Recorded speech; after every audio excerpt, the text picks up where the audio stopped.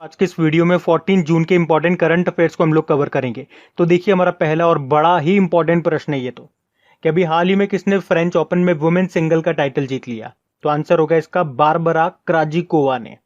अब सबसे पहला प्रश्न तो यहाँ पे स्टैटिक आपका ये बन जाएगा कि ये जो बारबरा क्राजिकोवा है ये किस देश की टेनिस प्लेयर है। देखो ये इस तरह से प्रश्न बन जाते हैं। एक तो प्रश्न आपका ये बन जाएगा कि बारबरा क्राजिकोवा ये किस खेल से संबंध रखती हैं, तो ये टेनिस प्लेयर है, ये आपको याद हो गया। किस देश की है, तो ये चेक रिपब्लिक की है। और अभी इन्होंने किसको हराया, रशिया के अनास्तासिया को हरा करके इस साल का फ्रेंच ओपन में वुमेन सिंगल टाइटल जीत लिया। और बारबरा का नाम तो आपने पहले भी सुन रखा होगा, कुछ समय पहले ही हमने पढ़ा था जब इन्होंने रिटायरमेंट की घोषणा की थी। तो इसी कारण से ये प्रश्न मैंने आपको पहले नंबर पे दिया है, क्योंकि ये प्रश्न मोस्ट इंपॉर्टेंट है, मैक्सिमम चांसेस है इसके आने के। एक तो रिटायरमेंट लेने वाली है और उससे पहले इन्होंने फ्रेंच ओपन में वुमेन सिंगल का टाइटल जीत लिया। अब बात आती है कि फ्रेंच ओपन में मेन सिंगल का टाइटल किसने जीता है। यह प्रश्न मैं आपको आगे करवाऊंगा, और अगर आपको याद है किसने जीता है तो वीडियो को पॉज करके नीचे कमेंट बॉक्स में टाइप करो किसने जीता है और वो किस देश के प्लेयर हैं, ये भी टाइप करो। बाकी एरिना सबालेंका की बात करेंगे। अभी मैड्रिड ओपन वुमेन सिंगल का टाइटल जीता था इन्होंने, और ये किस देश की प्लेयर है, ये बेलारूस की प्लेयर है। बाकी नाओमी ओसाका आप जानते हो ये जापान की प्लेयर है, और अभी Laureus world sports women of the year 2021 का सम्मान मिला था इनको। और इस साल का जो पहला ग्रैंड स्लैम था आपका ऑस्ट्रेलियन ओपन, उसमें वुमेन सिंगल का टाइटल जीता था नाओमी ओसाका ने। और उसमें मेन सिंगल का टाइटल किसने जीता था, नोवाक जोकोविच ने जीता था, जो कि सर्बिया के प्लेयर है। बाकी एशले बार्टी आप जानते ही हो, ये ऑस्ट्रेलिया की प्लेयर है। देखो सिंपल सा फंडा है, चार चीज याद रखो। एक साल में 4 ग्रैंड स्लैम होते हैं।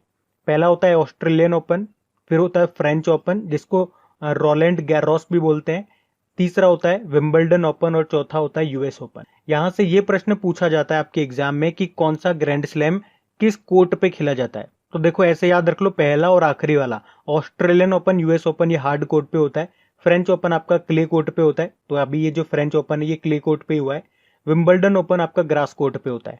और लास्ट ईयर आपको याद होगा इन 4 में से एक ग्रैंड स्लैम नहीं हुआ था, कई बार बता चुका हूं कौन सा वाला नहीं हुआ था, विंबलडन ओपन नहीं हुआ था। तो ये ध्यान रखना, वेरी मोस्ट इंपॉर्टेंट क्वेश्चन है। बढ़ते आगे। फिर अगला प्रश्न है, अभी हाल ही में अंतरराष्ट्रीय एल्बिनिज्म जागरूकता दिवस ये कब मनाया गया, यानी कि अंतरराष्ट्रीय रंगहीनता जागरूकता दिवस बोलेंगे इसको हिंदी में। तो ये हमने मनाया 13 जून को।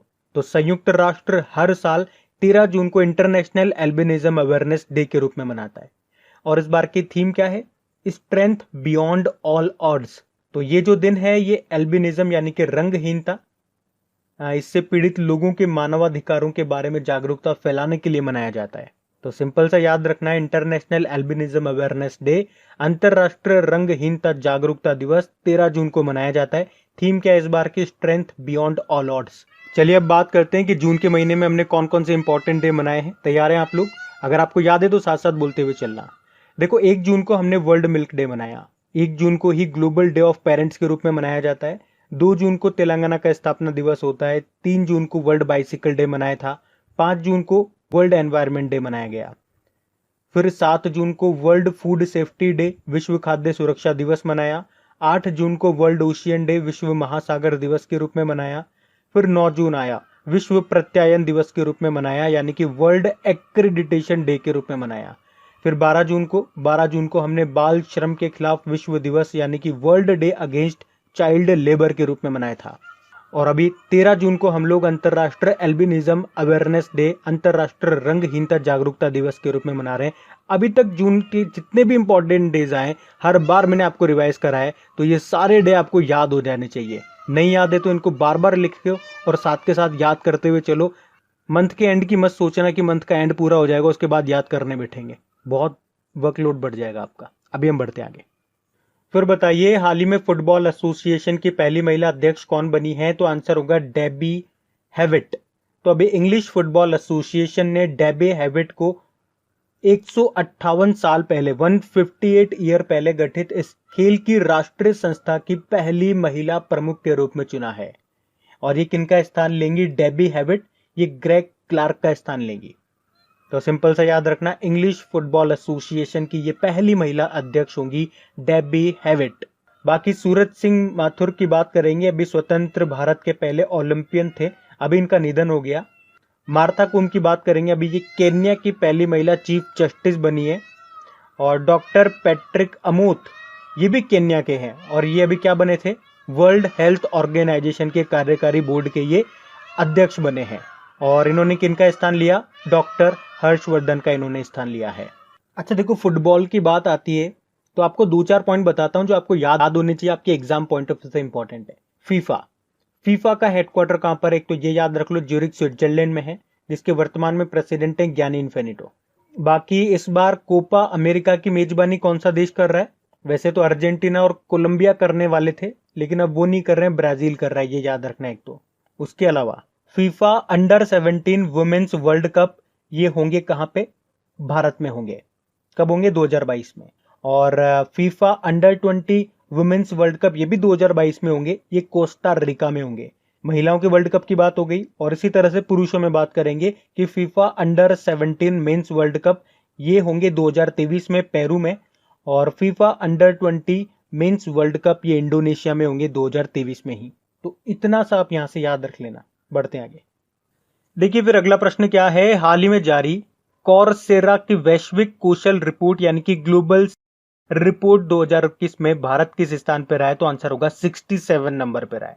तो कोर्सेरा के द्वारा जारी ग्लोबल स्किल्स रिपोर्ट 2021 में भारत 67 नंबर पर रहा है। और इसमें टॉप पे कौन सा देश है, टॉप पे स्विट्जरलैंड है, सेकंड पे लग्जमबर्ग है और तीसरे पे ऑस्ट्रिया है। और भारत 67 पे है ग्लोबल स्किल्स रिपोर्ट में। बाकी अभी आपको याद होगा जो घरेलू मूल्य सूचकांक आया था यानी कि ग्लोबल होम प्राइस इंडेक्स 2021 आया था, उसमें भारत 55वें स्थान पे था, टॉप पे टर्की था। उसी तरह से वर्ल्ड प्रेस फ्रीडम इंडेक्स आया था जिसको रिपोर्टर्स विदाउट बॉर्डर जारी करता है, उसमें भारत 142 नंबर पे था और टॉप पे था नॉर्वे। उसके अलावा अभी वर्ल्ड हैप्पीनेस इंडेक्स जो आया था उसमें भारत 139 नंबर पे था, इसको यूनाइटेड नेशन के द्वारा जारी किया जाता है और इसमें टॉप पे था फिनलैंड। कुछ और इंडेक्सेस आपको बताता हूं जो आपके एग्जाम पॉइंट ऑफ व्यू से इंपॉर्टेंट है, जैसे कि अभी ग्लोबल एनर्जी ट्रांजिशन इंडेक्स 2021 आया था, वैश्विक ऊर्जा संक्रमण सूचकांक जिसको वर्ल्ड इकोनॉमिक फोरम जारी करता है, तो उसमें भारत 87 नंबर पे था, टॉप पे था स्वीडन। बाकी भ्रष्टाचार धारणा सूचकांक 2020 जो आया था, करप्शन परसेप्शन इंडेक्स, उसमें भारत 86 नंबर पे था, टॉप पे दो देश थे, न्यूजीलैंड और डेनमार्क। अभी कुछ दिन पहले ही पढ़ा था एनीमिया मुक्त भारत इंडेक्स 2020-21 आया था, उसमें टॉप पे रहा था मध्य प्रदेश। और नीति आयोग ने जो सस्टेनेबल डेवलपमेंट गोल सतत विकास लक्ष्य सूचकांक जारी किया था उसमें टॉप पे केरल था। और अभी सस्टेनेबल डेवलपमेंट गोल इंडेक्स जो आया था उसमें भारत कौन से स्थान पे था, 117वें नंबर पे था, 117, टॉप पे स्वीडन रहा था। और अभी परफॉर्मेंस ग्रेडिंग इंडेक्स जो आया था उसमें टॉप पे रहा था पंजाब। तो ये सारे इंडेक्सेस अभी 2-4 दिन पहले ही हमने पढ़े हैं, इनको याद रखना। बढ़ते हैं। फिर बताइए अभी हाल ही में किस देश की सरकार आधिकारिक तौर पर भारतीय ट्विटर विकल्प कू में शामिल हो गई है, तो आंसर होगा नाइजीरिया। एक्चुअली में हुआ क्या, पहले ट्विटर ने नाइजीरिया के जो प्रेसिडेंट है मुहम्मदू बुहारी, उनके एक ट्वीट को हटा दिया, डिलीट कर दिया। उसके बाद प्रेसिडेंट जो है ये मोहम्मद बुहारी, इनका दिमाग खराब हो गया, फिर उन्होंने देश में ट्विटर को ही निलंबित कर दिया। और उसके बाद नाइजीरिया सरकार यह आधिकारिक तौर पर भारतीय ट्विटर विकल्प कू में शामिल हो गई है। एक्चुअली में नाइजीरिया ने माइक्रो ब्लॉगिंग जो ये प्लेटफॉर्म है ट्विटर, इस पे नाइजीरिया के कॉरपोरेट अस्तित्व पर नकली समाचार फैलाने का आरोप लगाया है। अच्छा, कू एप्लीकेशन कब शुरू हुई थी, ये 2020 में आई थी। बाकी नाइजीरिया की बात करेंगे तो ये रहा मैप में नाइजीरिया, ये एक वेस्ट अफ्रीकन कंट्री है जिसकी कैपिटल अम्बुजा है। करेंसी चलती है यहाँ पे नाइजीरियन नायरा और यहाँ के प्रेसिडेंट मुहम्मदू बुहारी है। और यहीं पे एक आतंकवादी संगठन है बोको हराम संगठन, ये आप नाइजीरिया में ही मिलेगा।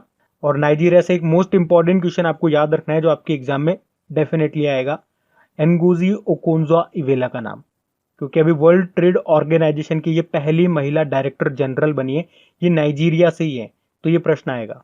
और वर्ल्ड ट्रेड ऑर्गेनाइजेशन मैंने बोला ना, अभी आपको बता दो इसका हेडक्वार्टर कहाँ पर है, इसका हेडक्वार्टर आपको मिलेगा जेनेवा स्विट्जरलैंड में। चलो आज बात हो जाए कि जेनेवा स्विट्जरलैंड में और किस किस इंपॉर्टेंट ऑर्गेनाइजेशन के हेडक्वार्टर आपको मिलेंगे। एक तो अंकटाड का मिल जाएगा, एक WHO वर्ल्ड हेल्थ ऑर्गेनाइजेशन का मिल जाएगा, इंटरनेशनल लेबर ऑर्गेनाइजेशन का मिल जाएगा, वर्ल्ड मेटेरोलॉजिकल ऑर्गेनाइजेशन का आपको यहाँ पे मिल जाएगा, और वर्ल्ड ट्रेड ऑर्गेनाइजेशन तो हो ही गया। तो ये सारे आपको जेनेवा स्विट्जरलैंड में मिल जाएंगे।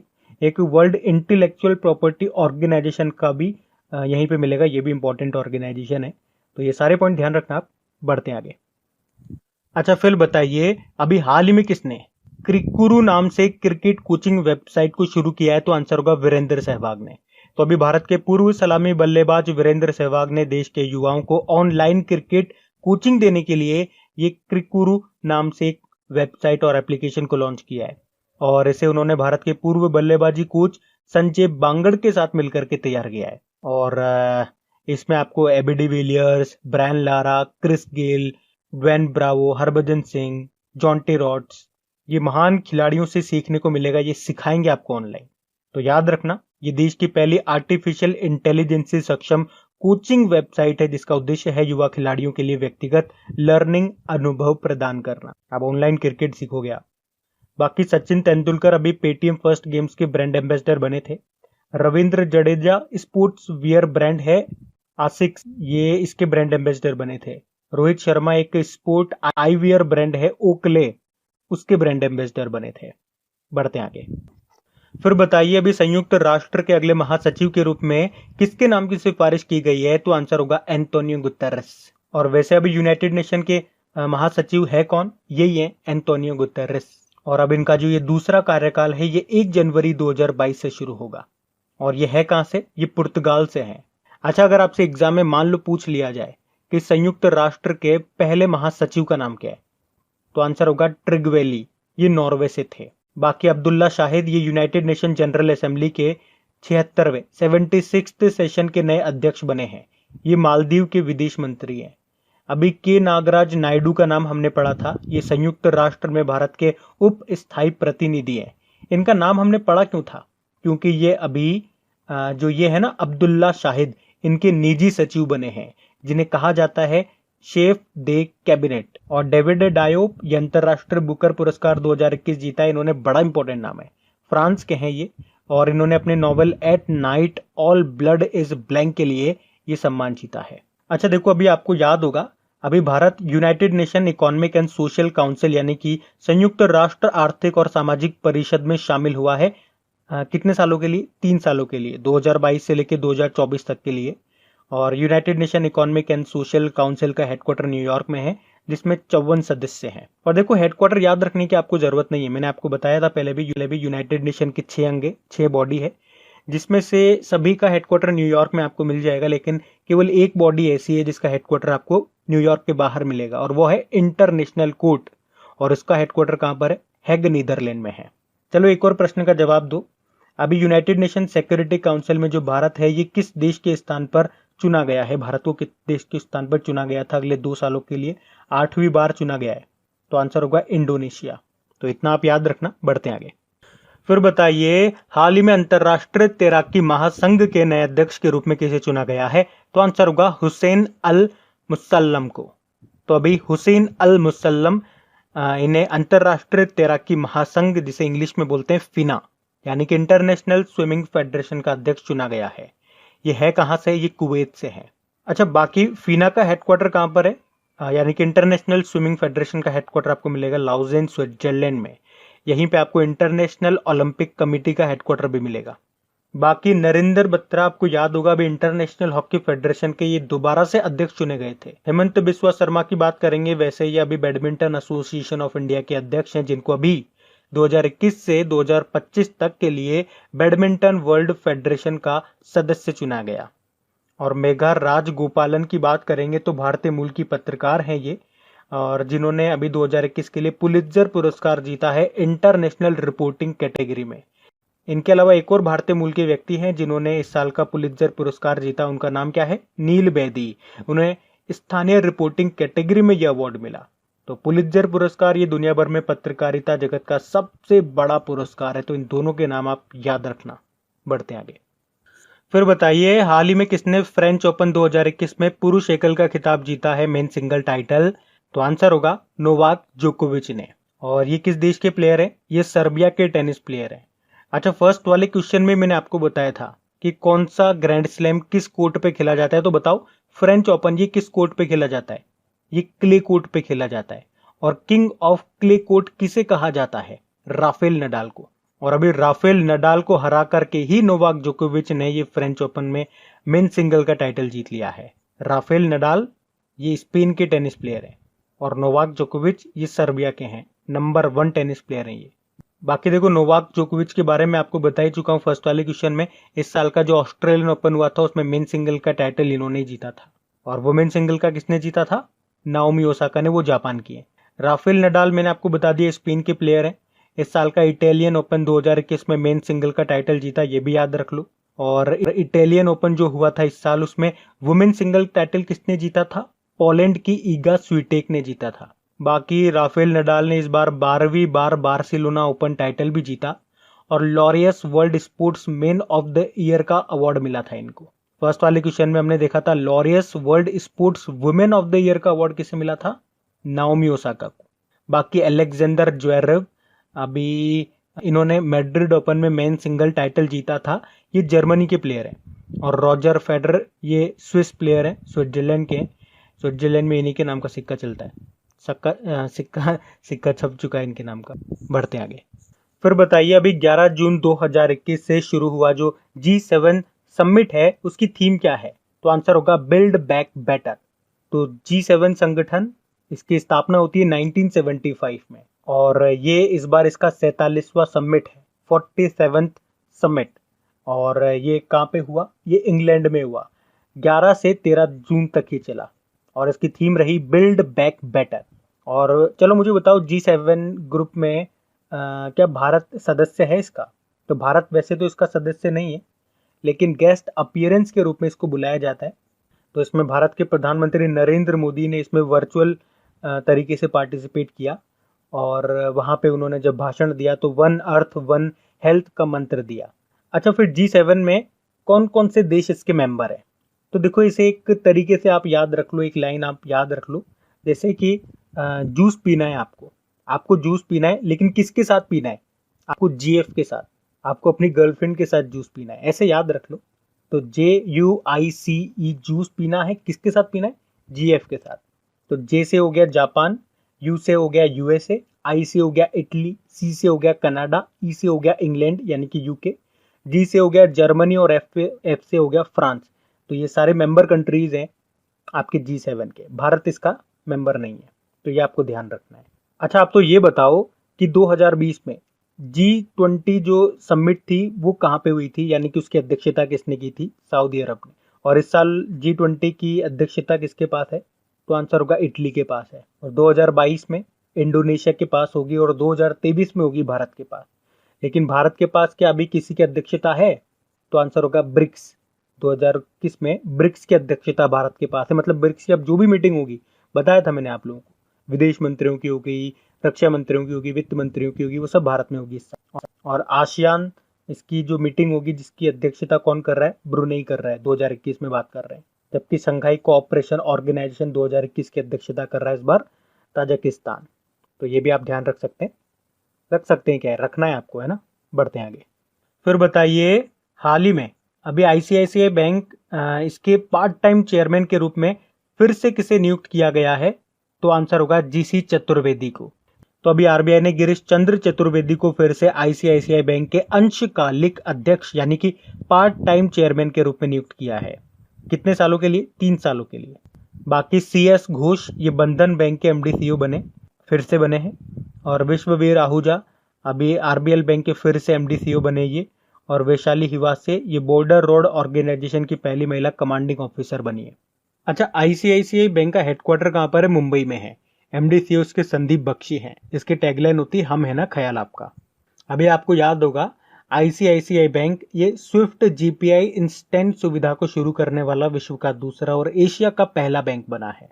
उसके अलावा ICICI बैंक का जो डिजिटल वॉलेट है पॉकेट, तो अभी UPI नेटवर्क से लिंक करने वाला ये पहला डिजिटल वॉलेट बना पॉकेट। उसके अलावा ICICI बैंक ने दुकानदारों के लिए डिजिटल प्लेटफॉर्म मर्चेंट स्टॉक को भी लॉन्च किया था।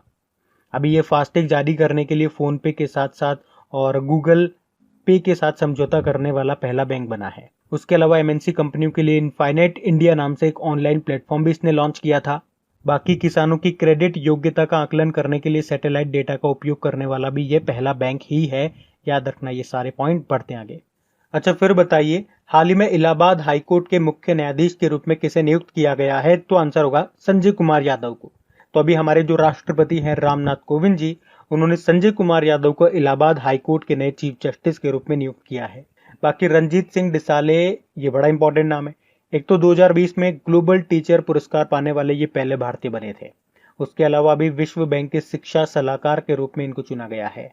बाकी Jagjit Pavadia international narcotics control board के ये अध्यक्ष बने हैं, और इंटरनेशनल नारकोटिक्स कंट्रोल बोर्ड का हेडक्वार्टर आपको मिलेगा वियना, ऑस्ट्रिया में। उदय शंकर ये अभी फिक्की के अध्यक्ष बने थे। तो बात करेंगे कल की वीडियो में पूछे गए प्रश्न के उत्तर की। तो देखिए, कल की वीडियो में आपसे क्या प्रश्न पूछा था कि बाल श्रम के खिलाफ विश्व दिवस यानी कि world day against child labour ये कब मनाया जाता है? तो आंसर होगा 12 जून को। और इसकी क्या थीम थी? Act now and child labour. जबकि इंटरनेशनल लेबर डे मनाया जाता है 1 मई को। वैसे इंटरनेशनल लेबर ऑर्गेनाइजेशन की स्थापना कब हुई थी? 1919 में, और उसे नोबेल शांति पुरस्कार मिला था 1969 में। इसका हेडक्वार्टर है जेनेवा, स्विट्जरलैंड में, और इसके अध्यक्ष केर राइडर है। तो काफी सारे स्टूडेंट्स ने ये एक्स्ट्रा जानकारी भी दी है। बहुत बढ़िया बात है। आप ही लोगों का रिवीजन होता है। जितनी बार आप लिखेंगे, आप अपने सिलेक्शन की ओर तेजी से बढ़ रहे हैं। बस इतना ध्यान रखना, जितनी प्रैक्टिस आप करोगे उतना सिलेक्शन आपका पक्का होता जाएगा। और गाइस देखिए, अगर सेशन अच्छा लगता है, तो मेहनत अच्छी लगती है, तो इसे आप शेयर जरूर करा करें। क्योंकि इतनी मेहनत के बावजूद भी अगर व्यूज नहीं आते हैं तो हमारा भी कहीं ना कहीं मोटिवेशन कम हो जाता है। आज आपको शायद आवाज से पता लग रहा होगा, हमारे पास कोई इतना बड़ा सेटअप वगैरह, ऑफिस वगैरह तो है नहीं। सारा काम घर से होता है, और घर भी थोड़ा विलेज एरिया में है। तो गेस्ट आए हुए थे, तो आज सारा काम मेरे को छत पे करना पड़ रहा है, इसलिए पक्षियों की आवाज भी हो सकता है आपको आ रही हो, डिस्टर्ब हो रहे हो थोड़ा बहुत। तो प्लीज सपोर्ट जरूर दिखाएं, इसे शेयर जरूर करें। जो भी आपके फ्रेंड सर्कल हो गए, व्हाट्सएप, फेसबुक, टेलीग्राम यूज करते हो, जहां पर भी आप कर सकते हैं ना, अगर आपके लिए पॉसिबल है तो प्लीज शेयर जरूर करें और लाइक भी करना।